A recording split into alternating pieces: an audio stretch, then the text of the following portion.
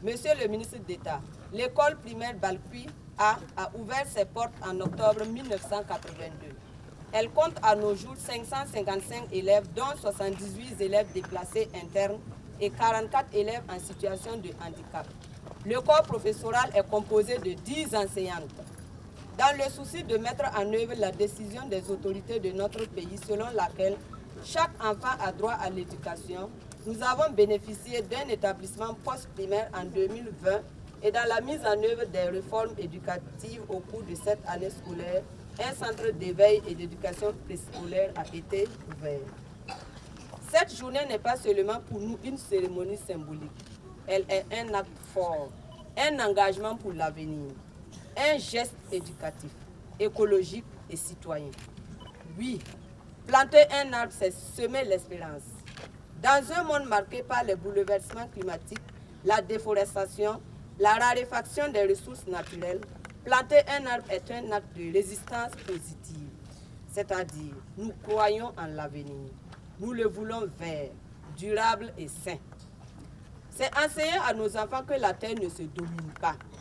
Elle se respecte, se soigne, se protège. À l'école, nous n'enseignons pas seulement les lettres et les chiffres. Nous semons aussi des valeurs, le respect de la nature, la responsabilité, la solidarité intergénérationnelle. Ce projet de plantation d'arbres vient renforcer notre mission éducative, former des citoyens conscients, engagés et protecteurs de leur environnement. À travers cette activité, nos élèves apprennent non seulement que chaque arbre planté est un puits de vie.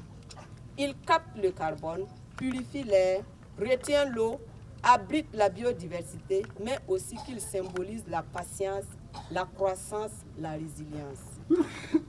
Votre présence ici, Monsieur le ministre d'État, donne à cet acte une portée nationale.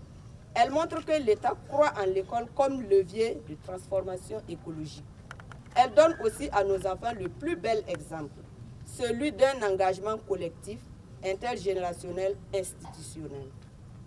Je vous remercie au nom de toute la communauté éducative, toujours à nos côtés pour ce soutien visible et précieux. Merci aux enseignantes pour leur engagement quotidien. Merci aux parents pour leur confiance. Merci aux autorités locales pour leur accompagnement. Aujourd'hui, nous plantons des arbres, mais nous plantons aussi la mémoire, l'engagement et surtout l'espérance.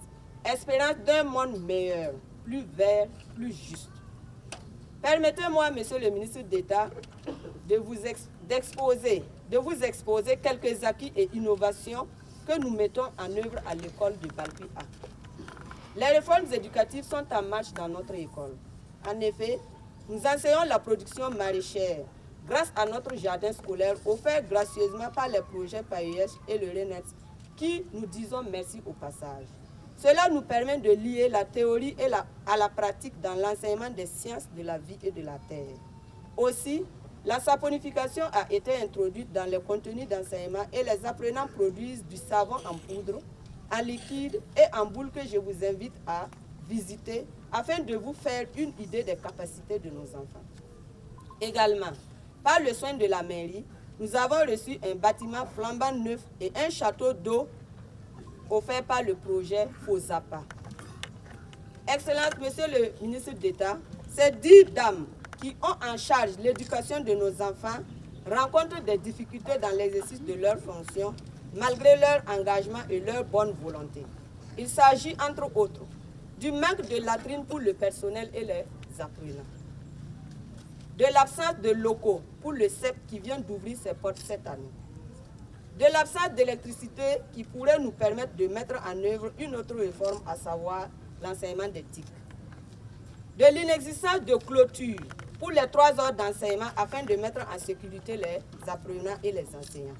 Un petit commentaire, juste après l'insurrection de 2014, nos élèves ont découvert une cache de munitions au sein de l'école, juste derrière les tours.